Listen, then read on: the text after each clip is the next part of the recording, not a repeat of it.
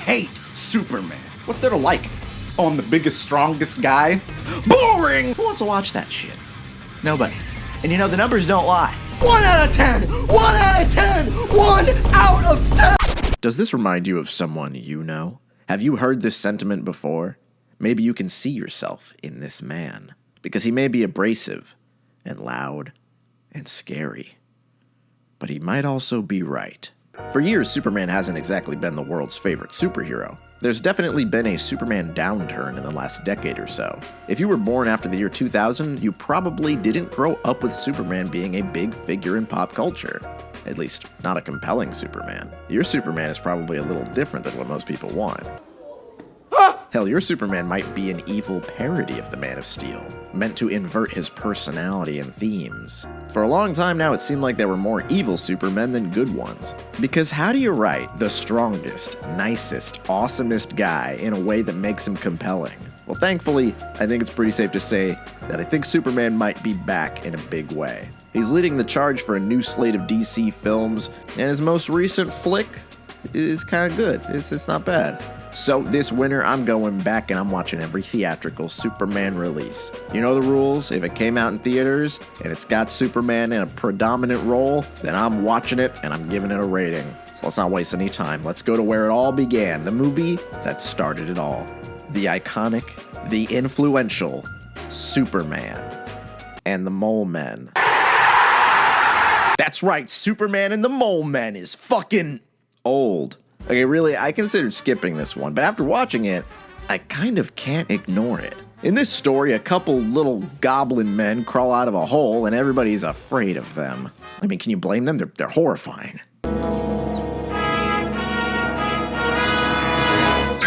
Now, I thought that since this is an older Superman adventure, he was just gonna, fly in, punch the mole men, and, fly away. But I was actually shocked to see that this entire film is centered around the townsfolk wanting to kill the mole men, and Superman trying to get them to not do that. The whole time, this angry mob is running around saying, "Ew, look at those weird freaks that look different from us. We need to shoot them and hit them with hammers and light them on fire. Kill that boy! Kill that boy! Kill that boy!" And then Superman only exists in this story to say, "Hey guys, maybe we should be nice to people that look different from us." Can you believe this shit? I know, I was as shocked as you to learn that Superman has gone woke. In 1951. Obviously, none of you can be trusted with guns, so I'm going to take them away from you. I'm so freaking pissed right now! This is bullshit! I mean, the movie's only an hour long, it's kind of boring, and comparing it to other feature-length projects isn't really fair. But I have to point it out because it further solidifies that if you complain that superheroes shouldn't be political, that they shouldn't fight for social inequality, then you're stupid. The first feature-length Superman movie is one where Superman doesn't punch any monsters. It's one where he spends the entire runtime rescuing distressed mole men, deflecting bullets that are aimed at mole men, and flying injured mole men to the hospital. And really, this is something very important to me, because superheroes are more than Hollywood blockbusters and Funko Pops and video games. At their core, they are myths retold. They are the next evolution of Gilgamesh and Hercules. Human beings have told tales of larger-than-life figures that walk among us, but exceed what we think we are capable of, and we've been doing that for as long as we've been able to tell stories. To me, Superman is as important to culture as Shakespeare. He is the benchmark. He's the template that every superhero is based on. He's strong enough to destroy anybody and anything on the planet, but his primary goal, his main job, is to make sure that nobody gets hurt. So I'm not giving Superman and the Mole Men a number score. I'm just using it as proof that this is what Superman started as. We're going to see a lot of Supermen in this retrospective, and they are going to be vastly different from one another. So it helps to have some perspective on how Superman was perceived way back when we were getting over World War II. And honestly, what's most surprising is that this is going to be one of the few accurate portrayals of the character in this video. So I'm giving Superman and the Mole Men a Superman out of 10. Let's move on to the one people have actually seen. Now, I know we've all heard the Superman theme song before, but that doesn't change the fact that it goes so fucking hard in this movie. Superman 78 is a classic, a masterpiece, the movie that truly got everybody hooked on superhero movies. Just from the opening scenes, you can see how dreamlike and expensive this movie is. They got the guy who wrote The Godfather in this thing. They got The Godfather in this thing. They have intricate sets, Tron clothes, destructive practical effects, impressive sci-fi visuals, especially for the time. I think my favorite part of this entire film is the first half hour on Krypton. It looks gorgeous. This is when the movie flexes the hardest when it comes to the visuals. I find it kind of crazy that the first scene in the entire movie is Zod and his little goons getting sentenced to the prison dimension. Get in the crystal. Sorry, buddy, get in the crystal. You're gonna be in the crystal for a minute. It's gonna feel like 1 week. Because Zod does not show up for the rest of the film. This is sequel bait. That's kind of crazy for 1978. I mean, that's crazy for the first superhero movie ever made. This is exactly why we're in the position we're in now. Being the first true blue superhero movie, a good portion of the runtime is devoted to the origin story. We get to see a Clark who uses his mild-mannered persona as more of a mask. Yeah, you know that Superman scene from Kill Bill where Bill expresses his opinions on Superman, and they're like completely off? Take my favorite superhero, Superman. Not a great comic book. Wrong! Not particularly well drawn. Wrong! Clark Kent is Superman's critique on the whole human race. That's like 100%. Everything you said was. I've always kind of hated his interpretation of Superman, but the thing is, these statements are pretty accurate if you're basing them off of this version of Superman, this version of Clark Kent. His ass is doing a comedy routine pretending to be a little wimpy human.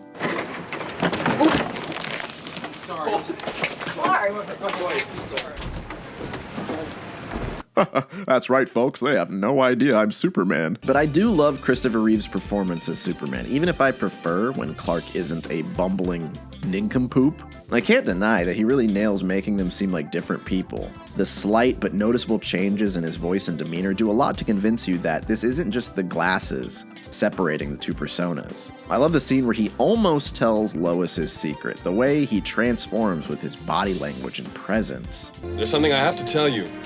I'm really... I was, at first, really nervous about tonight. I also love how different each act of the film is. In the first act, we're shown insane science fiction concepts. We get these whimsical, dreamlike sequences of Clark's childhood. I love that these scenes have this glowing haze, like he's wistfully remembering his past. Then the second act takes us to Metropolis, where the pace is much quicker. We're in the big city, baby. Characters talk fast and the plot moves faster. I love the snappy dialogue once we hit Metropolis. It contrasts very nicely with the low energy of the first hour of the film. It's perfect for showing us how different Metropolis is from Smallville. Go get Mr. Kent a towel. Move, kid, move. Right, Chief. And make mine black and no sugar. Right, Chief. And don't call me Sugar. We also meet the unluckiest woman in the world, Lois Lane, who would have been dead 3 times over if Superman didn't exist. Like, how the fuck did she survive before she met Clark? Right after we meet her, she gets robbed at gunpoint, her helicopter crashes, she gets buried in a landslide, she fucking dies. I won't forget you, buddy. These are all pure happenstance, too. These things would have still happened to her if Clark didn't exist. Maybe his existence brings about misfortune. When you remember that this is the first superhero movie, it's much more charming. You just have to appreciate the spectacle, because that's really all it's trying to do.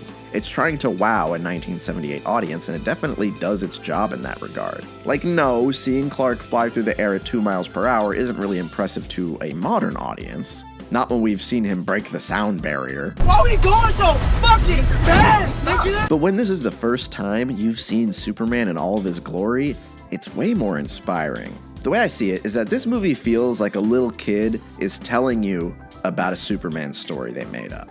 The climax is just a bunch of shit happening and Superman fixing everything, no matter how impossible or insane. Oh no, the train tracks are gone. It's okay, Superman is now the train tracks. A big earthquake is splitting the country in 2. Doesn't matter. Superman pushes the Earth back together. Oh no, Lois Lane died. Doesn't matter, Superman rewinds time to save her. All of this stuff is so insane, but it kind of fits because the whole movie is just showing you that this guy can do the impossible. And there are a lot of outdated Superman concepts here. If you compare this to modern interpretations of the character, there's a lot of things here that you won't see anymore. But at the time, a movie about a man doing impossible things and being larger than life is exactly what people wanted to see. This is the baseline for the superhero blockbuster. It solidifies the superhero origin pacing. Action and set pieces are spread around evenly with plenty of comedic relief to keep the audience engaged. There's sequel bait, as I mentioned before, and there's even a couple of dick jokes. And how big are you? How tall are you? It's insane that this formula got established so solidly, and most superhero movies haven't needed to change it that much. Compare the story beats here to those of the first Spider-Man film and realize that this is kind of the blueprint. So no, this movie might not seem so groundbreaking to the modern eye, but in the 70s, this shit hit like crack. Watching this film is like watching history unfold in front of your eyes. I'm someone who's fascinated by superheroes on a cultural level. I've spent a lot of time talking and thinking about the history of superheroes and how our culture shapes them and is shaped by them, so for me, this movie is magical. I'm almost incapable of viewing it critically because I see this film as one of the most significant and important films in the history of cinema. If I have to leverage any complaints, I think like an hour and a half in, it kind of starts to lose some steam, because I don't really like Lex Luthor in this series very much. He kind of feels like an afterthought in this movie. He's thrown into the movie awkwardly to give Superman something to do. All of Lex's scenes are just comedic relief, and I don't think the movie needed more of that. It's like Lex is from another movie, and that movie is a less interesting one. But that's it. Aside from that, I love this movie. Mentally, I kind of compare this to Star Wars: A New Hope. They fit kind of into the same spot in pop culture for me. It works because human beings just crave escapism and adventure, and a movie like this distills those desires down so well. It's good. I like it. Smile. 9 out of 10. Guys, I don't like Superman 2. Now, I haven't seen this movie until I made this video, because when I was a kid, my dad never put this one on. He said, and I quote, "I don't like that movie, because Superman gets his ass kicked a little too much."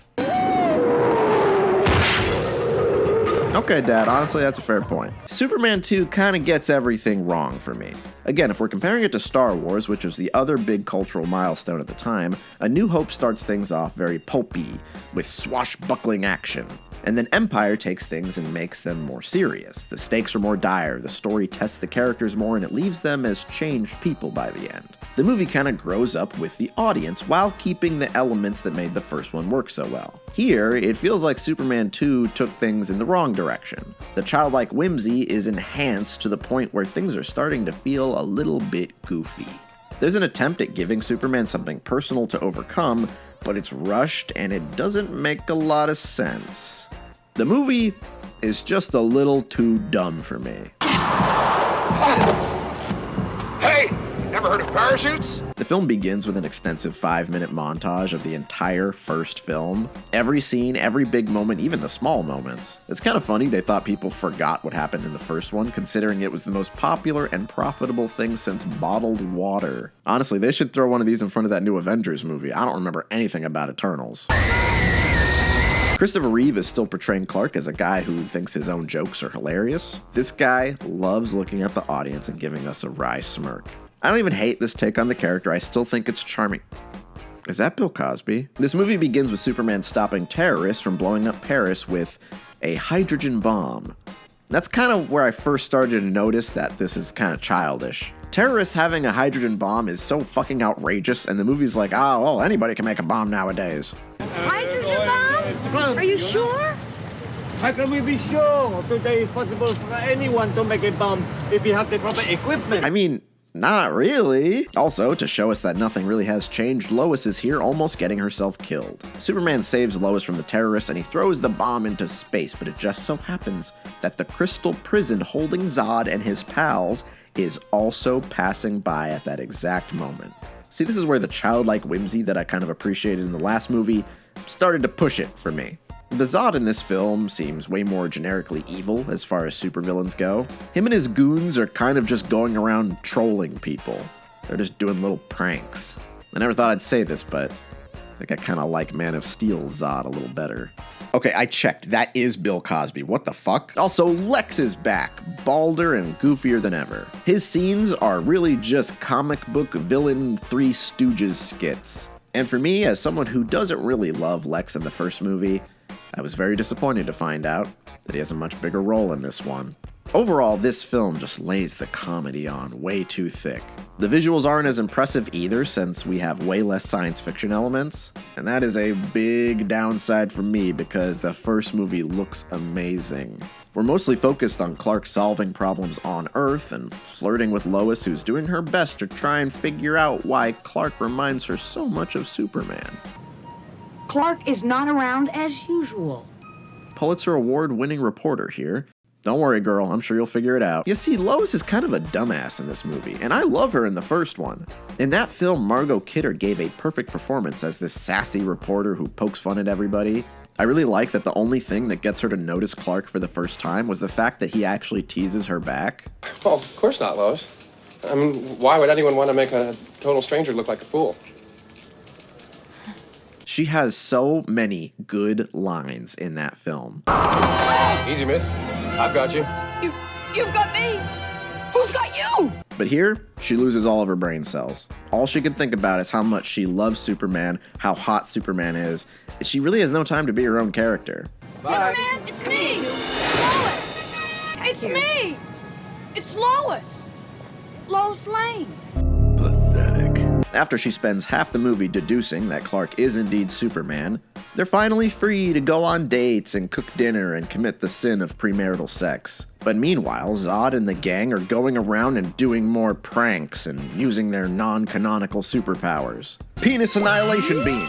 Like I said, Clark spent about half the movie trying to make sure Lois doesn't learn his secret identity, and eventually I started to figure, why the fuck doesn't he just tell her? Well, there is apparently a reason.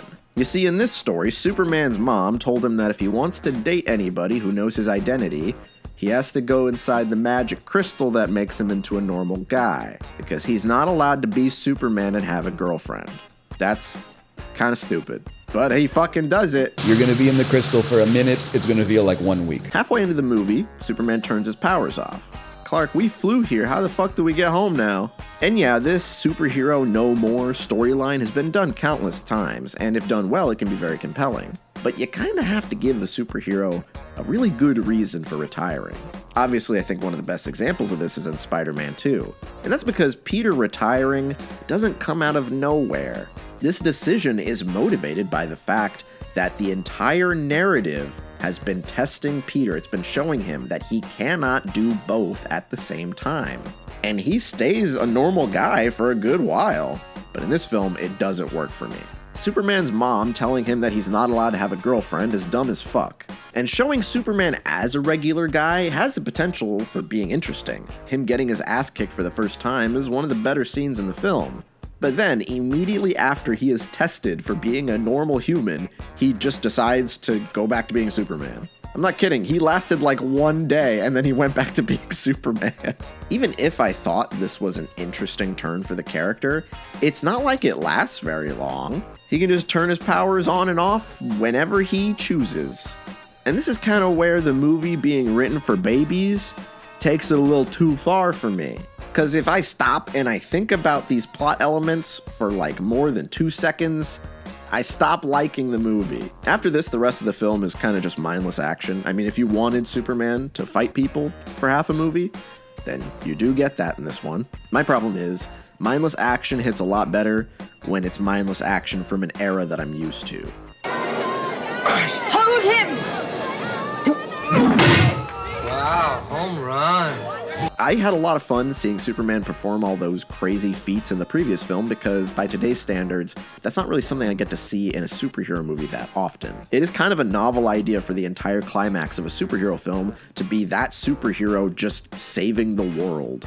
At least in a way that doesn't involve punching an alien or stopping a big laser in the sky. In this movie, it's not very fun watching him throw Zod through billboards that are here for product placement. There's actually a lot of product placement in this movie. They destroy the Coke billboard and the local KFC. Wait a minute. He destroys the local 7-Eleven, the local Sears, and the local IHOP. I guess nothing ever really changes, huh? For a brief moment, the film finally starts doing weird sci-fi shit in the final battle where Superman gives Zod a taste of his own medicine by pulling pranks on him.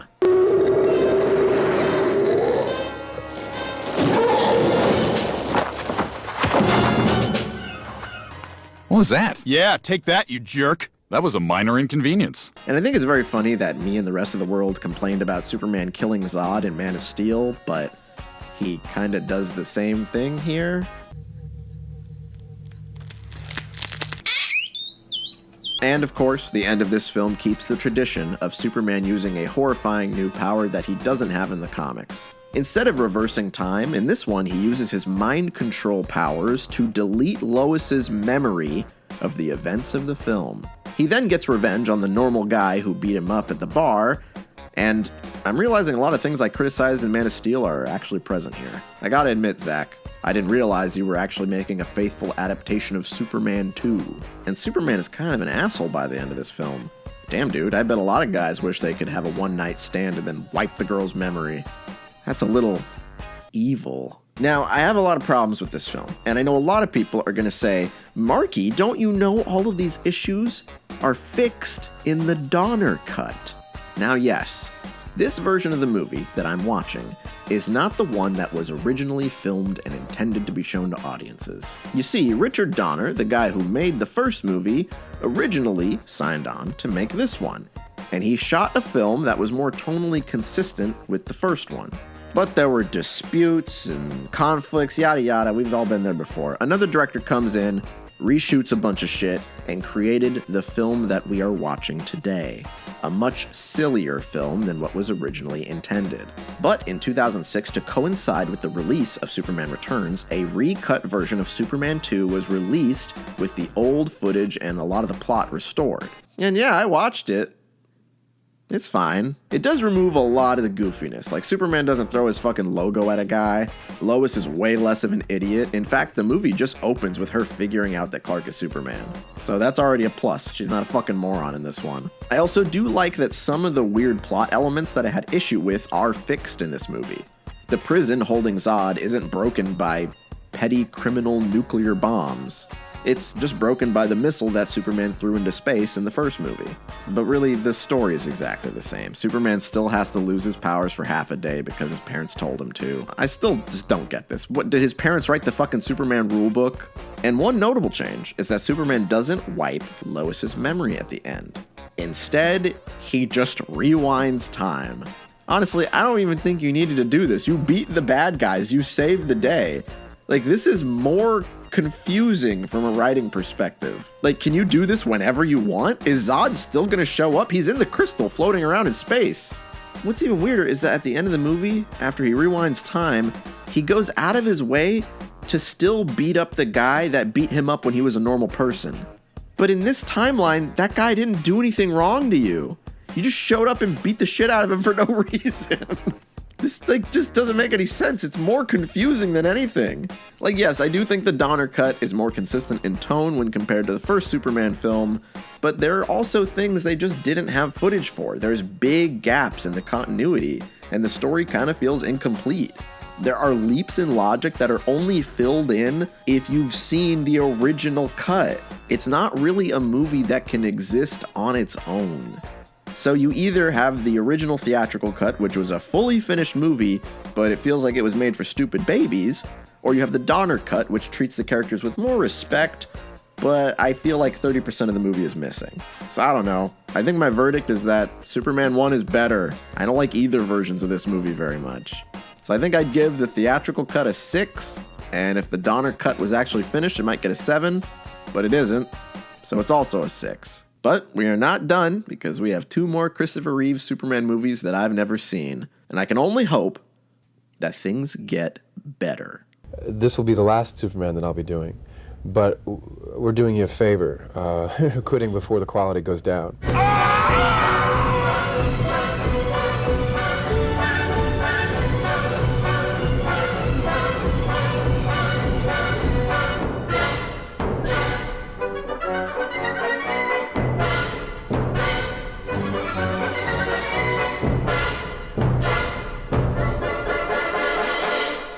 Holy shit. Superman 3 is one of the craziest superhero movies I've ever seen, and that's saying a lot. To give you a better idea of what this movie is like, the opening credits are placed over a montage of shit happening all across Metropolis. And it's not like the usual chaos of helicopters crashing and Superman needing to save people from natural disasters. No, in this, people are just like running into walls and getting in car accidents.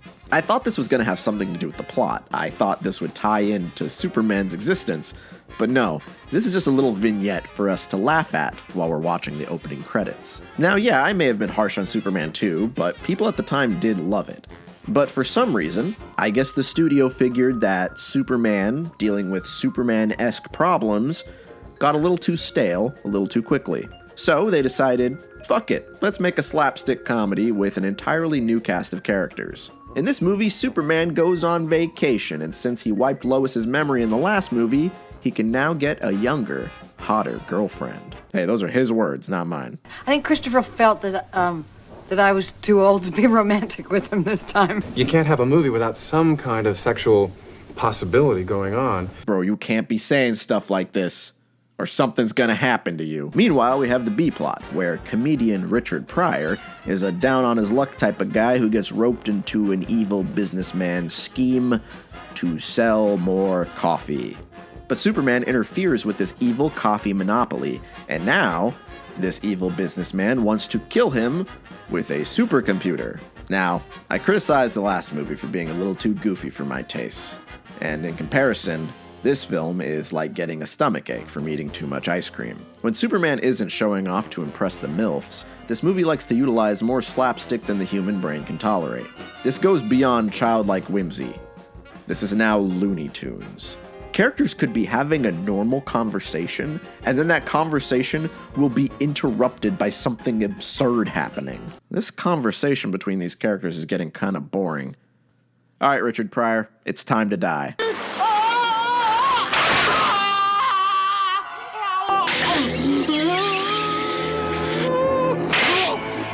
That is really stupid. Is that supposed to be funny? Well, I don't know what was the point of that. Honestly, I could have made an entire video on this movie alone. The story just kind of takes the most insane roundabout paths to get to a very simple solution. For instance, let's take the simple plot device of bad guys trying to give kryptonite to Superman. It's something that we've seen countless times before, right? Like in the first movie, Lex cleverly tricks Superman into opening a lead box that contains the kryptonite. Darn, curse you, Lex, and your evil genius. But here, in this movie, things are a little bit convoluted. Alright, so Clark goes on vacation to Smallville where he meets Lana Lang, who's a hot divorced woman with a son who gets bullied. So in order to give her son a little more mojo and make him a little more popular, she asks Clark if he can contact Superman and get him to show up at little Timmy's birthday to give him a little more swag. So Clark is like, yeah, sure, I can do that. So he turns into Superman, he goes back to Smallville, but instead of a birthday party, now the entire town is throwing a fucking Superman parade, where the mayor gives him the key to the city. Trust me, this is going somewhere, this matters. Richard Pryor apparently catches wind of this parade, even though it appeared out of nowhere. Like, I didn't know the parade was happening, Superman didn't know it was happening, the lady with the kid, whose birthday it was, didn't know it was happening, but Richard Pryor finds out Superman's gonna be there. So, whatever, fine. He then uses science and his insane computer skills to create synthetic kryptonite. How's that gonna work? Then he disguises himself as an army general so that he can go to the parade and give Superman the kryptonite as a prize for saving the world all the time. And Superman fucking takes it! It's very nice. Thank you. You didn't even have to do all this shit! He would have taken it regardless! And the kryptonite doesn't even kill him. It just turns him into a dick. Yes, this is the kryptonite that makes Superman into an asshole. He doesn't kill anybody, he just vandalizes shit. He's kind of mean. Well, I hope you don't expect me to save you, because I don't do that anymore. And seeing Superman going around and drinking and pranking people is so fucking funny. Look, his costume is even desaturated. He's basically turned into Henry Cavill. In this film, things just kind of happen in a way that vaguely resembles a story.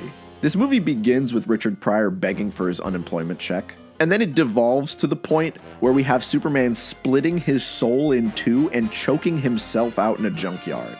And if the tone of those two scenarios isn't drastic enough for you, the movie ends with Superman fighting a sentient biocomputer. This comes out of nowhere so late into the movie that I didn't even care anymore. Thank you once again, KFC, for making this Superman story possible. I don't understand what people mean when they say that Superman is boring.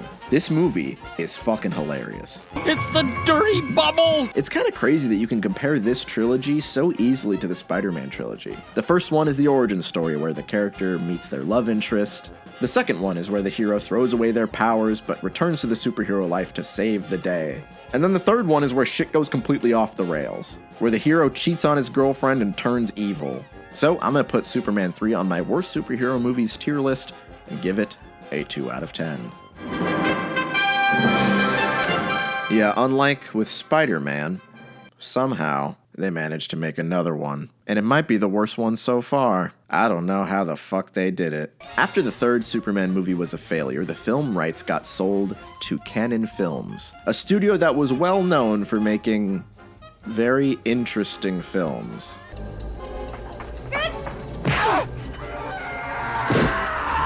While this movie came out almost a decade after the first one, it looks worse, feels cheaper, and it sounds awful. What the fuck was that? Was that a smoke alarm?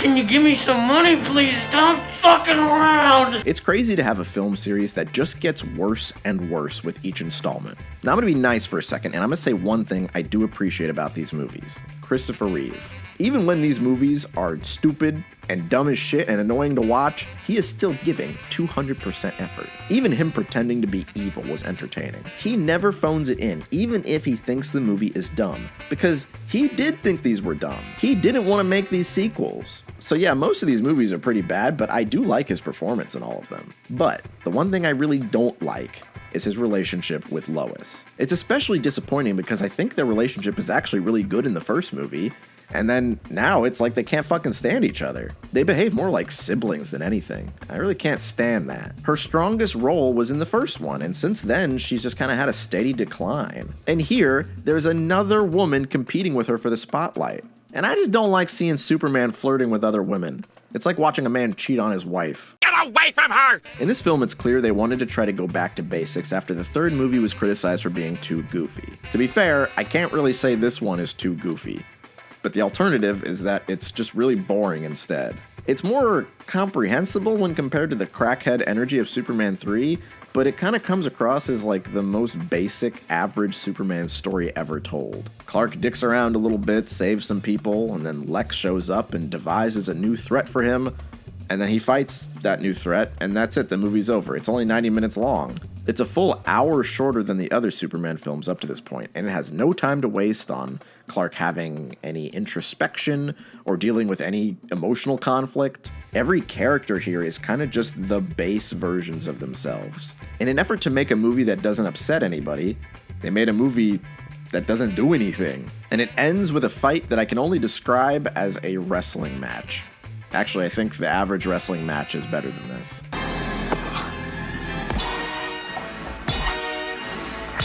I'm kind of embarrassed to be watching this. I don't think I want to watch superhero movies anymore.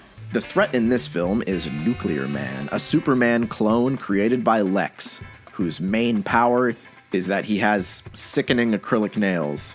His main method of attack is swiping at Superman like he's a cat. That is so uncool. You know, I used to really love scenes of superheroes saving people, because in modern superhero adventures, it's a lot more rare. When done well, I think it can be very heartwarming, but in these films, I feel like all Superman does is save people. This might be rescue slop. Okay, I'm sorry, I'm never using that phrase again. That felt wrong to say. And I think there's something to why this doesn't work. See, in most of the final conflicts of these movies, the villain can't meaningfully hurt Superman.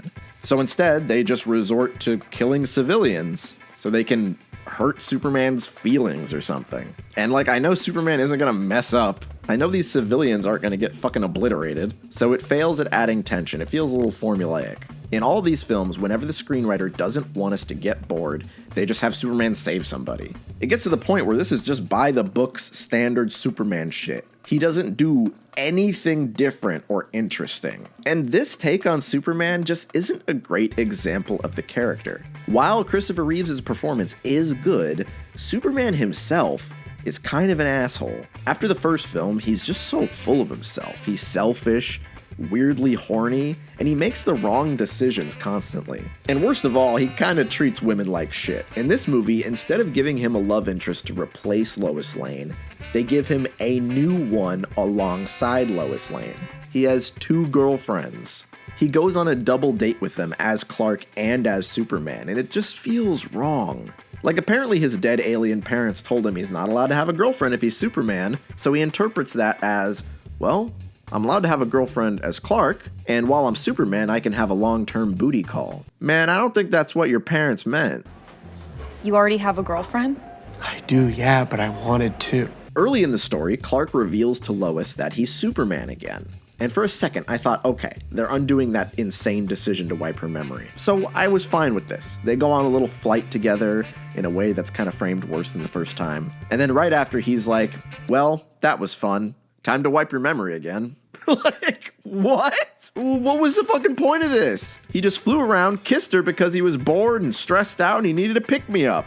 Then he just wipes her memory again. I don't think you should be able to do that, Superman. Why do you have this superpower? Why doesn't he just kiss Lex Luthor and wipe his memory of being evil? Why doesn't anybody bring that up? In Superman 3, right after he banged Lois Lane and wiped her memory, he goes out and meets a girl he liked in high school. He tells her he knows Superman just to impress her. He uses Superman to garner her favor. He convinces her to move away to Metropolis. He uses his super strength to make her a diamond ring, not to propose, just to impress her. And then he gets her a job at the Daily Planet so she can support her son in the city he convinced her to move to. Superman groomed this woman. He's grooming us. And it's also worth noting that Superman's powers in these movies are insane. You got super strength, flight, laser eyes, frost breath, yada yada. All that's here. But we also get the following. He can turn back time, he can wipe someone's memory, he can shoot beams out of his hands, he can split his body into 2 different people, he can change his clothes with a thought, he can perform the Kage no Bunshin, he can do whatever the fuck this was, and he can even turn on Minecraft creative mode. So no, this isn't my Superman. He's way more akin to Silver Age Superman, where he would steal water from people and do pranks on Lois, and he had a new superpower every issue. Like the time he learned how to shoot tiny Supermen out of his hands. So yeah, if they're trying to pay homage to that era, then I guess it works. But even by the time these movies came out, this version of Superman was wildly outdated. In the comics, Superman was just a few years away from being killed by Doomsday when this movie came out. I guess people had nostalgia for these movies, but outside of the first one, I think they fucking suck. They did not make me smile. These movies don't know if they want to be made for babies or not. Superman is inconsistent and weird, the villains are never that interesting, and the supporting cast doesn't have enough to work with. After watching these films, I can honestly see why people started to think Superman is boring. Superman 4 gets put on the tier list, and I'm giving it a 2 out of 10.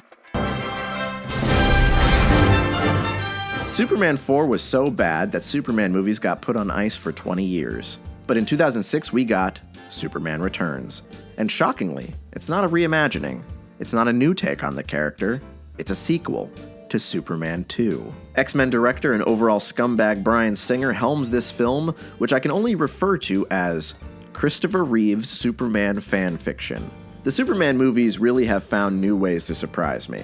I don't think anybody wanted a sequel to a series where they pretend 2 out of the 4 movies never happened. That's very confusing for audiences. Yeah, I can understand those 2 movies were really bad and unfaithful to the character, but people still watched them. There's no disclaimer telling you where this movie takes place. You're supposed to just be familiar with the old movies, but only half of them. This takes place a few years after Superman 2, except now Superman and Lois look about 10 years younger than they did in Superman 1. Everything here is just a very expensive and unconvincing impression of the classic movies. The characters are supposed to look like they used to, but they don't really act like they used to. Brendan Routh seems like he's being told to act like Christopher Reeves if he was really bored. His Clark Kent is very faithful to Reeves' Clark, and honestly, it's a little more faithful to how I envision comic book Clark, but his Superman is really dull. He does not have a shred of charisma.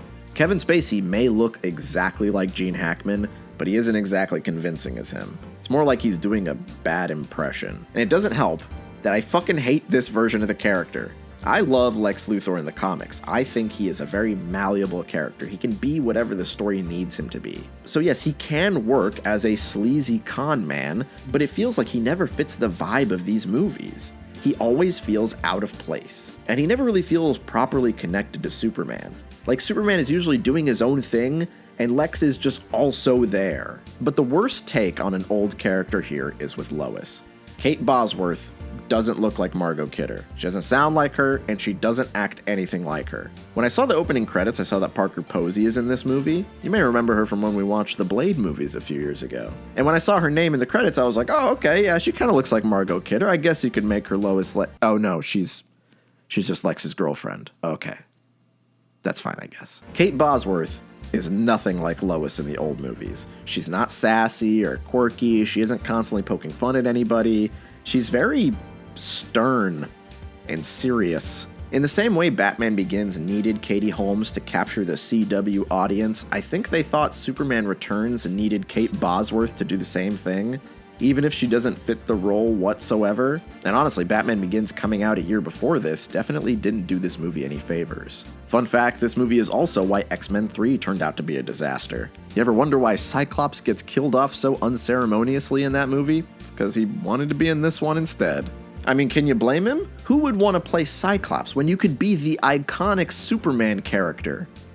Richard. For me, this is an awkward film because it is technically competent. The story is laid out in an understandable manner, but it doesn't do anything creative or bold. Every 30 minutes, there might be a moment that has a little bit of life to it, a little bit of energy, a little bit of charm. Look, in the sky, Chief. It's a bird. It's a plane. No, look, it's...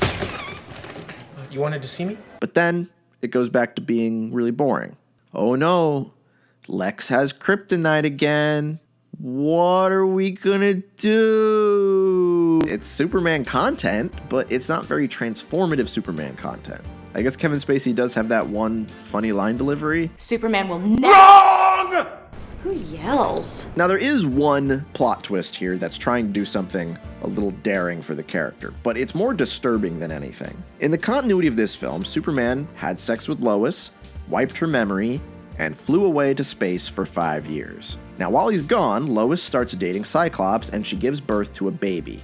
But she doesn't know it's Superman's baby, because she doesn't know she had sex with Superman. Now it's actually a plot twist that took me by surprise, but it mostly serves to remind me that Superman impregnated a woman, wiped her memory, and ran away for 5 years. You realize how messed up that sounds, right? Clark doesn't even tell her about the mind control at the end of this movie. Even after she finds out it's his baby, he doesn't tell her. That doesn't seem right. Superman, I don't think you are a good person. This man gets to fly away at the end of the movie with a smile on his face, knowing full well he doesn't have to pay a cent in child support. This movie is also way too long. It's 2.5 hours, and honestly, I don't think it had anything going on that justified that length. I think the length might be the biggest problem here, because it's not a bad movie, it's fine, but it's fine for 2.5 hours.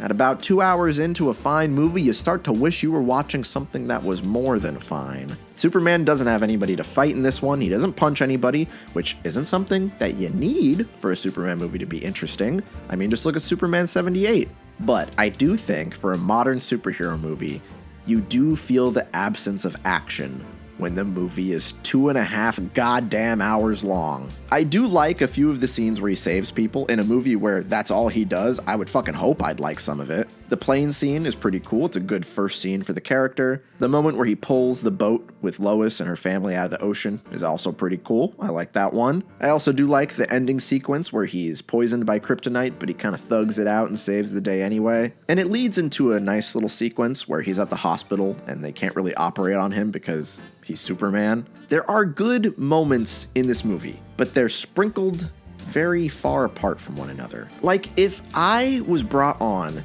to make Superman fan fiction, I don't know, I'd want to do something a little crazier than this. This is really just another standard fucking Superman movie. The biggest crime of this film is that it's just normal. I don't want normal Superman movies anymore. Why is it that we've never seen Brainiac or Bizarro in a Superman movie before. It's been 5 movies. You could have done anything. I don't understand why your dream Superman movie was one where he just deals with having an illegitimate son.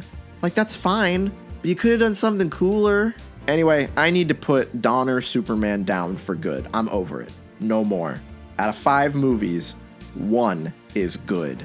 The rest are of questionable quality. So I'm giving this shit a 5 out of 10, and it's time to jump ahead another decade.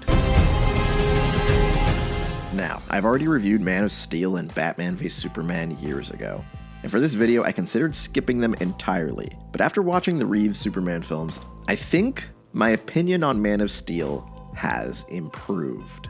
Now, I'm not going to review the whole movie again, you can watch the old video, but I do have to talk about it for a minute. See, I think I understand how Zack Snyder would look at Superman media from the previous years, the 5 movies of questionable quality, and he would say, yeah, that shit's kind of boring. I think I'm gonna make Superman do a Dragon Ball Z fight. Honestly, fuck it, I'm all for it now too, Zack. Now, I still don't like this interpretation of the character, don't get me wrong. He is still too far in the wrong direction. He's just too scary. But after watching movies that bored my ass to tears, I can say one thing. Man of Steel is a lot of things. It's over the top, it butchers the characters, it's a little too miserable, but it's not boring. I put this movie on immediately after Superman Returns to see how I felt about it. And when this movie opens with Jor-El grabbing the crystal skull, flying on a dinosaur with spaceships shooting fucking lasers at him, and equipping his battle armor and doing fucking karate, it was like a shot of Hennessy straight to my brain. It was in this moment that I understood. I get it, Zack. If I watch this movie without thinking about Batman v Superman or the Justice League, this movie gets slightly better. Honestly, the Snyderverse didn't really start shitting the bed until Batman v Superman. That movie is so bad that it's on another fucking level. But Man of Steel, while slightly offensive to my Superman enjoying sensibilities, it's a little less egregious. I still think Zod is hilarious. He is my kind of supervillain. He's chewing the scenery. He's growling like a fucking orc. He has no chill. But, of course, Pa Kent is a huge dumbass. Lois Lane is incredibly boring. She might be the worst Lois Lane I've ever seen in a movie or a show or anything. She's horrible. She's barely a character. She might as well not be in these movies. And Superman is terrifying. He is a scary man. I think Superman needs a little bit of sweetness. He needs a little bit of cuteness. And Henry Cavill is all edge. This is a very dark, serious, and charmless movie. And this defined DC films for a while, but it just doesn't work for Superman. He's not the character you reboot into a dark, gritty action movie. This is the reason why Superman got ruined for so long. Because even if the other movies were really boring, they at least were trying to make Superman slightly normal. I think the biggest problem with those movies is that they don't do anything interesting with the character. This one just goes way too far in a direction that I cannot approve of. But it's not as bad as I've previously stated. And I'm only saying that because I had to endure some really boring bullshit before I got to this movie. I really can't hate Henry Cavill's Superman too much for being unfaithful when Christopher Reeve's Superman was doing the exact same shit as him. He kills Zod, he abuses his powers, he's honestly more sinister in some ways. Really, the only Superman so far that's been completely faithful to the character was back with the Mole Men. So I'm gonna give Man of Steel a retroactive 5 out of 10. Look, see, it went up a point. I really am generous. Oh, and my opinion on Batman v Superman is exactly the same. I rewatched it, and I feel no different. I really might hate it more now, if that was even possible. An entire film where Batman and Superman try to out-murder each other. It's just not right, god damn it. I'd say it has no redeemable qualities, but that Batman fight scene's pretty cool, and Lex is kind of funny. So I'm not reviewing that one again. You got a whole video. I'm also knocking off half a point because I had to watch it again. Look what you made me do. And of course, Superman is barely in Justice League, so there's no reason to review that one. So, yeah, I guess we can move on. Welcome back, everybody, to the worst superhero movies ever made, a series where I pay the piper. Yeah, this entire video is basically an excuse for me to finally review one of my most requested films, Joss Whedon's Justice League. or as I like to call it, Justice League. I've been kind of fascinated by Joss Whedon's body of work as of late. I spent an entire hour criticizing a single character from a single show that he wrote. And as I was making that video, I kept remembering that I never covered his final film, the movie that stands as his biggest failure, one that encapsulates all of his worst traits. Superman is barely in it, but I skipped reviewing it in my Batman video, and it's not fair to put it off any longer. Let's do this. What the fuck is this? Justice League tries to bring some Avengers energy into the DC Cinematic Universe. Energy that some thought was sorely missing from the Snyderverse up to this point. But if you ask me, I think the tone wasn't the biggest problem with those films. I don't exactly like that they were overly dark and miserable, but at least Batman v Superman and Man of Steel were tonally consistent with one another. The main thing I really don't like is the characterization of our heroes and the convoluted plot. Here there was an attempt to pivot into a more lighthearted superhero jaunt, and I think that was a stupid-ass idea. Well, I knew you didn't bring me back because you like me. I don't. Not. See, by now, enough people know that this film was originally meant to be directed and helmed by Zack Snyder, but personal events interfered and Joss Whedon came in to reshoot and retool the film. Since then, Snyder has been allowed to release his cut of the film, and it is drastically different. But I think I only enjoy that movie because I'm someone who has watched the Snyderverse films so many times because of this YouTube channel that by the time I watched the Snyder Cut, it felt like Zack Snyder was directly answering a lot of the problems I've had with DC movies up to that point. And more than anything, I see it as a decent flick because it's not nearly as messy and awkward as the Justice League. Right when the film opens, the first thing we see is Henry Cavill with a CGI skin flap covering the mustache he didn't want to shave. It's the first thing we see. This movie is a masterpiece. They should teach this shit in schools. I've always said that Joss kind of sucks at starting his superhero movies. Avengers 1 looks kind of bad in the first few scenes, and Age of Ultron has the most awkward title drop I've ever seen. And here things aren't really that different. Batman is revealed in such an unceremonious way. Hello there. The acting and cinematography are more reminiscent of a Disney Plus show, and the narrative framing here doesn't make a lot of sense. At the beginning of the film, Batman needs to make a criminal really scared so he can attract one of these bug demons that serves Darkseid. He fights it for a minute, and it explodes, and then he's like, okay, I got enough clues from that encounter. It's time for me to leave. Batman out. But he just leaves the criminal there. Like, that guy could just go do more crimes for the rest of the night. I mean, maybe he has better shit to do than arrest a guy for breaking and entering, but what gets me is that the criminal becomes strangely melancholy at the end of the scene. It's because they know he's dead, right? Superman. He's gone. Where does that leave us? This energy is just very weird. It feels unnatural. Characters are just meant to deliver their lines for the audience directly. There is no room left for subtext. In fact, this might be a movie that has zero subtext. It's just text. And it's very clear right from the first few scenes that the tone of this film is completely different from the Snyderverse. Everybody here is telling jokes. Alfred, Batman, they even got Martha telling jokes. He said that you were the thirstiest young woman he ever met. Hungriest. And I don't think you get to do that, because this lighter tone and upbeat energy wasn't earned. I don't like that Batman is quipping now. And it's not because Batman isn't allowed to tell jokes or be sarcastic. It's because this Batman didn't tell a single joke in the last movie.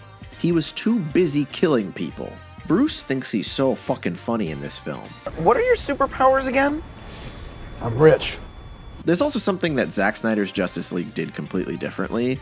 In that one, each character is given adequate care and attention. They were all introduced with appropriate dramatic flair. But in Justice League, nothing is given any emotional significance. For some reason, Cyborg is the biggest victim of Joss's meddling. His entire storyline was completely removed. He was supposed to be a real character. We're never shown how Cyborg ended up looking like this. He just shows up and he's a fucking robot, and we just have to accept that. Yeah, but they got him. What does that mean? I liked him too. Wait, what do you mean they got him? This is the first time we've ever seen Flash or Aquaman star in a movie. Ever. And they just kinda show up. No wide shot to show us what they look like. They don't even turn dramatically to the camera. Nothing. This is how they frame the first shot of Jason Momoa as Aquaman. He comes in the winter when the people are hungry. He brings fish. He comes on the king tide. That was the first shot. Later on, there's a scene with Aquaman doing some cool stuff, and he's revealed in a way that is much more significant and grandiose. It's way more fitting for the character, but this is after we already met him. Why wouldn't you just show me this scene first? It seems like a no-brainer. It is also very funny that he throws litter into the ocean. Motherfucker! Even the actors don't seem to care about the dramatic tension here. I mean, look how this guy reacts to seeing a fucking alien. Honestly, that's kind of beast mode. This dude is so fucking locked in. Now, I'm unique in that while I hate these DC movies, I've had to rewatch them a lot of times because of this YouTube channel. And even so, I completely forgot that the main villain of this movie is Steppenwolf. Bro, who the fuck is Steppenwolf? Or as I like to call him, not Loki. In this film, he needs to acquire the evil cube so he can bring the flying aliens to the planet, all in service of the big purple alien. Is Darkseid purple? I mean, he's not like a normal color. I don't know, it works better for the joke, whatever. You're a little colorblind. One of my biggest criticisms of this film is that it's laid out like the characters know they're in a movie. Everything is too cinematically convenient. We saw it in the scene with the Parademon that just shows up in front of Batman on his first try, even though Parademons showing up when they sense fear isn't really used again in the movie. It's just used at the beginning to set things up and to tie it into Batman somehow. There's a lot of times when people are really scared and the Parademons don't show up. And oh my god, the way these characters talk is so insufferable. It's like Joss Whedon is trying to clip farm. How many of you are there? Not enough. It's written like he was trying to get people to quote the movie. Sorry, guys. I didn't bring a sword. A lot of people like to harp on Whedonisms. This movie is fucking full of them. There are more Whedonisms per minute than I can personally take, and I'm a Buffy fan. Thanks, Alfred. But I'll take it from here. Do I know you? That's basically the Flash's whole purpose in this film. He's less of a character and more of a quirk chungus. Wow, it's like a cave. Like a bat cave. Activate happy dance. So an hour into the film, everybody has joined forces, regardless of if their motivations are ironed out or not. This first scene with all of them being superheroes together is very similar to the Zack Snyder one that was originally shot, except it's very slightly worse. In this film, Steppenwolf captures scientists and he starts killing them. And instead of saving them right away, Batman and the Flash have to have a quirky little scene together. See, I'm afraid of bugs and guns and obnoxiously tall people and murder, and I can't be here. I've said this before, but it's crazy that in the Snyder Cut, Batman and the gang somehow managed to save more lives than in the Joss Whedon version. But we get to have the classic Danny Elfman Batman theme. That's all people need. Jesus. He is tall. Why is Batman so fucking lame in this movie? Man, I really should have reviewed this for the Batman video. I actually love how this action scene ends. Batman falls flat on his face like he's fucking Wile E. Coyote, and then Barry lands on Diana's boobs and might as well have an anime nosebleed. I love this 10-second sequence so much. It's so bad. Anyway, Superman hasn't been in the movie yet, and this is a Superman video. So we have to have the characters argue about whether they should bring him back to life or not. In the Snyder Cut, they don't really argue about petty bullshit like they do in the Avengers. For the most part, Zack Snyder has these characters get along because they have a common goal and they work towards it. We're asking a kid who just lost his father to go up against the most powerful machines in the universe. It's not fair. I thought you didn't care. I never said that. Joss Whedon, on the other hand, only seems to know how to write characters one way when they first meet each other. Man, I'm not doing this on purpose. Right, because you can't control the machine. So is this a bad time to bring up my blood sugar? What is this with everybody? No. What is it, really? It's not like Iron Man and Captain America. Like, those guys don't get along because they are ideologically opposed to one another. But, like, Batman and Wonder Woman have the same goals. They should get along. But out of nowhere, when she kind of disagrees with Batman at one point, he's just like, you only think that way because you're a woman who had a boyfriend once. At some point, even you have to learn to move on. Steve Trevor tell you that? What the fuck does that have to do with anything? The seeds for conflict have not been planted, so it kind of doesn't make sense for these characters to argue for no reason. In the Snyder Cut, when they realize they can resurrect Superman, they're like, oh shit, we should do that. That seems like a good idea. And they work together to bring him back to life immediately. But of course, in Justice League, we need to fucking argue about it. I don't think there's much of a debate to be had when it comes to resurrecting Superman. You should resurrect Superman, you need his ass. Any reasoning a character might bring up for not wanting to resurrect Superman is just gonna be seen as a waste of time. Because we know it's gonna happen. He's on the goddamn poster. Dig him out of the ground and wake his ass up. Owe me money, nigga. Jesus, I want my money. Jesus! Now, a lot of people say, of course, the Snyder Cut has better characters. It's literally double the length of this movie. And to that, I have to say, yeah. The thing is, most of that runtime is Zack Snyder making extended TikTok montages of the characters, you know, in the way that he likes to do that. In a lot of ways, the events of the film are the same. If you line up the story of both cuts of the film, the same shit happens. But the Snyder Cut just kind of makes it all make a lot more sense, and the characters behave in a realistic way. All of the changes that Joss made are just slightly worse. My turn. Sorry, guys. I didn't bring a sword. Most of his changes are just to make the characters unfunny in moments when they should probably not be telling any goddamn jokes. That's the plan. Okay, we're not ready for racially charged. So yeah, they resurrect Superman, and I do still like the part where Superman can see Barry when he's going through the Speed Force. That's very cool, but that is a Snyder original, so you gotta thank him for that one. This, of course, does share the spotlight with other iconic moments, such as Kal-El, no! And personal favorite. Do you bleed? Yeah. Something is definitely bleeding. Bro, I hate how they left so much space for the audience to laugh. It's also hilarious that they used the evil demon box to resurrect Superman, but they accidentally left the evil demon box behind, and Steppenwolf just goes over and grabs it and flies away. Like, how did this happen? I thought you guys were supposed to be smart. In fact, Batman is the last person to join the fight against evil Superman because he can't fly. Look, when he shows up, he's like out of breath. His ass ran there. You're telling me the main villain secured the evil MacGuffin for his plan because Batman forgot to grab it? Are you fucking kidding me? I was wondering if you could put out the feeler, do you talk to fish? Batman, one of the smartest people on the planet, is unsure of the superpowers of one of his allies. Joss Whedon made Batman the comic relief character. Even if this wasn't tonally dissonant when compared to the previous films in the series, I don't think these jokes would be funny either way. Like, if this was a completely standalone film, it still wouldn't be funny.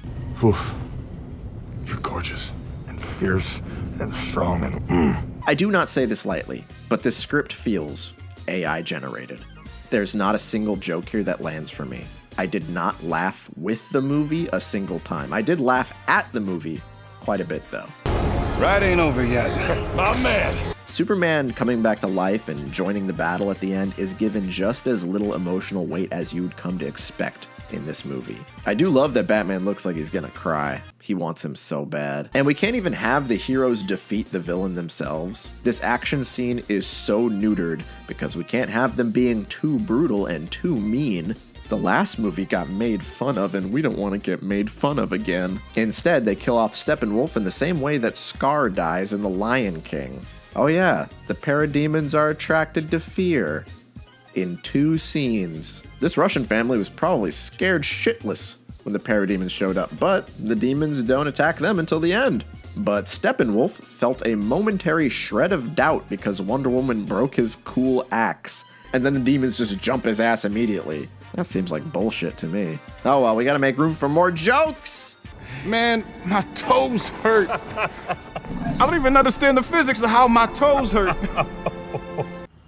How does anyone find that funny? When you know that this joke was put in to replace one of the sickest scenes I've ever seen in a superhero movie, you too will want to beat Joss Whedon with your bare hands. I actually totally get why Snyder was so adamant about releasing his version of the movie. Like, imagine you watched this bastardized version of the film you made, and like the Snyder Cut isn't a masterpiece. It's too long, it's kind of self-indulgent, but it is a completely different film. If I was him, I'd be banging on the doors of WB. I'd be begging them to let me release the movie. I'd be in that Warner Brothers water tower choking out the Animaniacs. I would be desperate. Really, I think the only reason I kind of like the Snyder Cut is because comparing it to Justice League, it's like night and day. Day versus night. Shut up, I'm not talking about you in this video. And I'm also surprised at how little Superman is even in this. I'm only throwing this film into the video because I felt bad about cutting it from the Batman review. He has barely anything to do. He's more of a cameo. I think Andrew Garfield has more lines in No Way Home than Superman does in Justice League.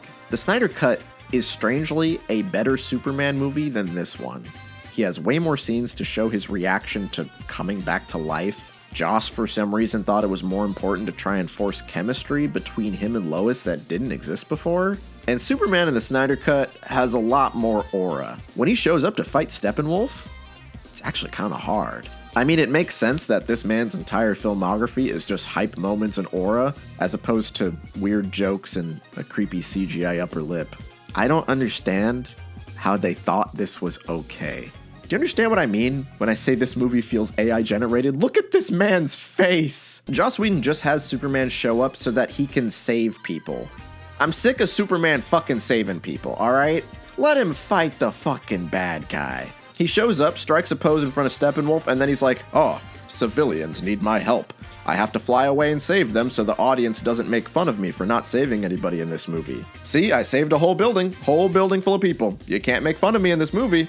I'm a good guy this time. Like, bro, it's too late. Just fight the fucking bad guy. I don't care anymore. This is the 3rd Henry Cavill Superman movie. I'm used to him by this point. I don't expect him to suddenly turn into Mr. fucking Rogers.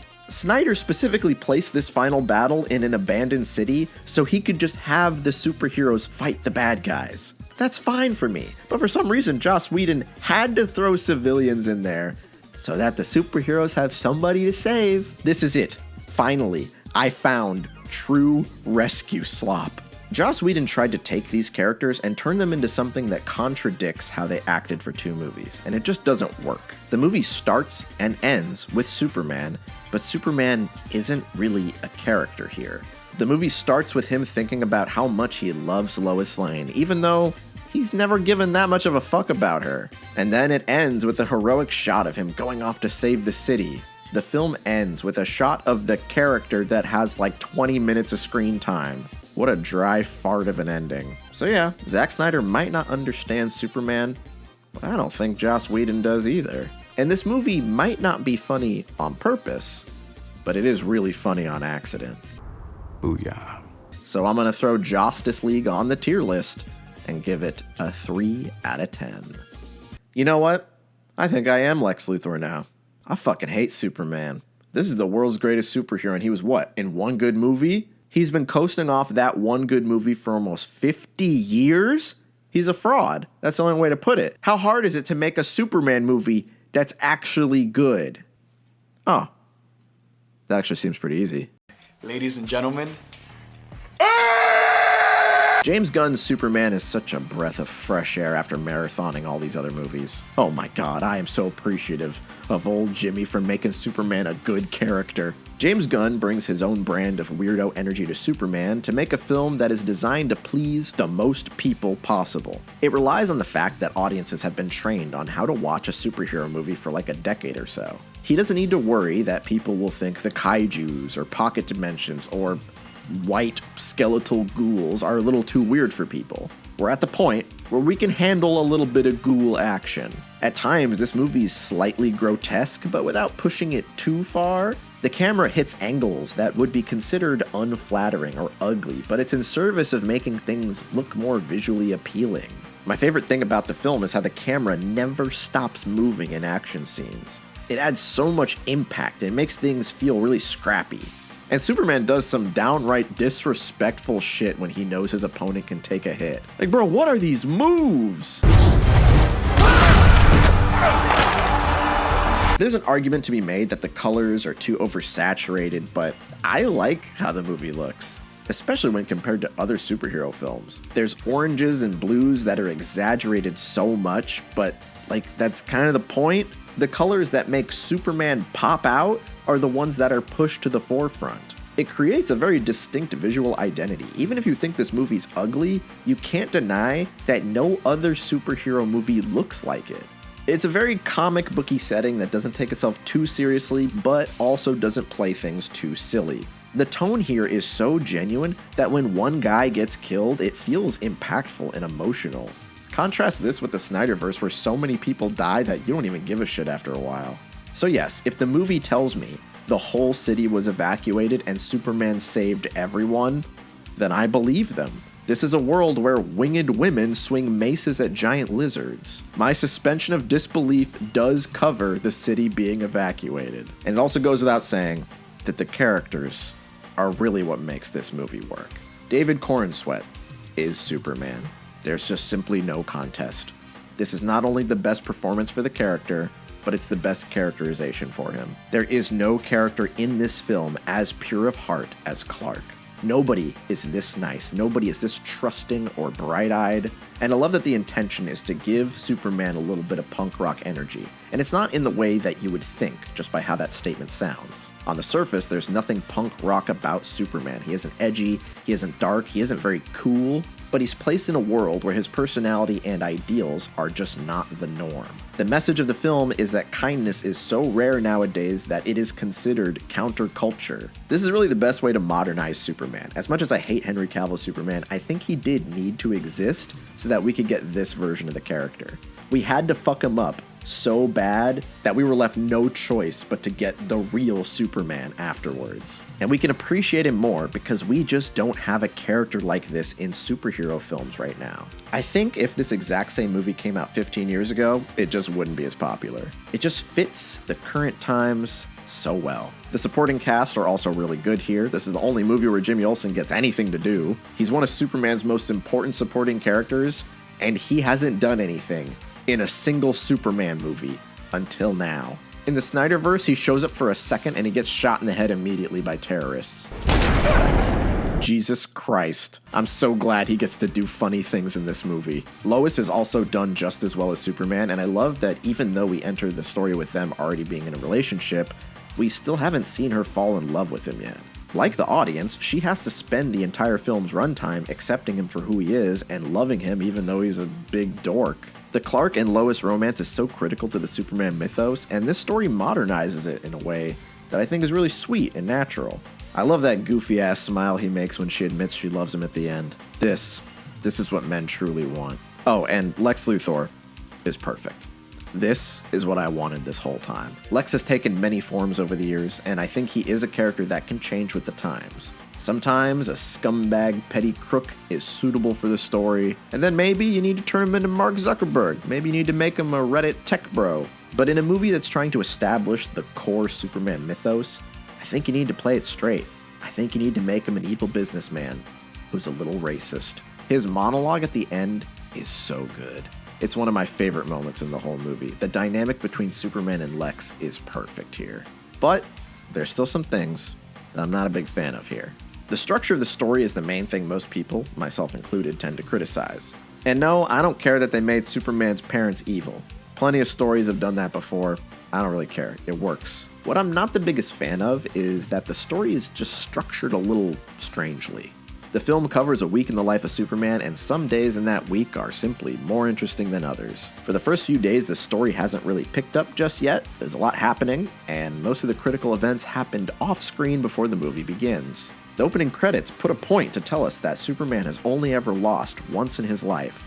Not only do we not see this happen, we do not hear him talk about it, we don't see him react to it, he flies back into battle with a smile on his face. Clark also doesn't really solve a lot of conflicts on his own in this film. Every time he wins a fight, it was because someone helped him. In an effort to create a Superman who isn't overpowered, I think Gunn made him slightly too reliant on others. Compare this to Batman in his most recent film. He dominates every scene he's in. There's like one scene here where Clark is given a problem to solve on his own, and it is one of my favorites in the movie. I love that Lex thinks he's won. He thinks he's finally killed Superman. I love that look of superiority on his face. And then watching Superman use sheer brute force to survive while the villains are desperately trying their hardest to kill him. I don't know what to tell you. It's just so fucking raw. That speaks my language. But outside of this, Superman really only shines in his interactions with the characters around him. He stands out when he gets to talk to people. And of course, the story is built around Superman needing help from the people that he inspires. Him inspiring the Justice Gang in the end is the only way that the day gets saved. But as for what I personally enjoy, when I'm getting a movie that's meant to be the new cinematic standard for such an iconic character, I kind of want that character to do shit on his own. I think this would have been an amazing chance to show people that Superman is that guy, that he can do anything. Like, think about the first Superman film. No matter how impossible it looked, Superman fixed everything. He saved everyone all by himself. And the way that this movie's structured, I kind of thought it was building up to something similar. Like, we get this super emotional scene of innocent people on the news who have no other hope but to beg for Superman to save them. He wants to go and save them. He's about to do it, and then Mr. Terrific says, "Sorry, Superman, you're not allowed to go save those people. You gotta go do something else." Like, it's not bad. It's fine. But it's not as cool as I wanted it to be. Is that on me? Maybe. I just prefer when the all-powerful Boy Scout can do anything. And I think he works better in episodic short-form storytelling. That might also be why this film is broken down into a collection of Superman side adventures. I do think that's a clever way to structure a Superman story, but I don't think it worked as well in practice as I had hoped. And again, it's been revealed that this movie was originally supposed to have title cards right at the top of every chapter, every day in Superman's life, and I do think that would have really helped the movie flow better. I think that it's a movie that does a lot better on a rewatch. The first time I saw it, I had expectations in my mind. I had a version of Superman that I wanted this movie to match. And I expected a traditional story structure, and when I didn't see any of that stuff, it distracted me. And I didn't like it as much. But whenever I rewatch it, I see the movie for what it is. It grew on me. And as such, I do think it's pretty close to the best Superman movie. But I do think the first Donner film wins out just a little bit. It's just such a good encapsulation of what makes Superman work. But I do think this is an excellent first outing for this version of the character, and I can say without a doubt that even if this isn't my favorite Superman movie, it's pretty fucking close. And I can say this is my favorite version of the character in a film. This is Superman. It took long enough. So I'm gonna give Superman an 8.5 out of 10. And that's it. Now, I was going to rank all of these movies this time, but honestly, I didn't like most of them. I think out of all of my ultimate reviews, this is the one with the shittiest movies. The good to bad movie ratio is very skewed. If I were to rank them, it would be Superman, closely followed by Superman, and then everything else. Like, yeah, I think I felt just about the same about Superman and the Mole Men as I did about Superman Returns. I really thought I would have more fun with this. But watch Superman 3 and tell me I'm wrong. You can't, because watching it would kill most people. I think that while Superman is one of the most popular superheroes of all time, he is a very complex character, and it's very difficult to write him. I think his best comics are ones that aren't very easy to adapt into a film. It's hard to make the audience care about a guy who's invincible and perfect in a movie that's like 2 hours long. So while it is surprising that most of the Superman movies aren't very good, I kind of get it. This shit ain't easy. I definitely couldn't do it. If anything, making this video really helps me appreciate the fact that we're finally in a world where Superman gets to be cool again. Thank you, Superman. I'm glad you don't suck anymore. And this is usually where I tease what series I'm going to review next year, but I don't have any ideas this time. So comment down below, make sure to subscribe and like the video. Make sure you hit the bell icon so you can be updated when new videos get posted. Did you know that 0% of the people watching this video are subscribed to the channel? You know, we're almost at 1,600,180 subscribers, which would be a real milestone for the channel.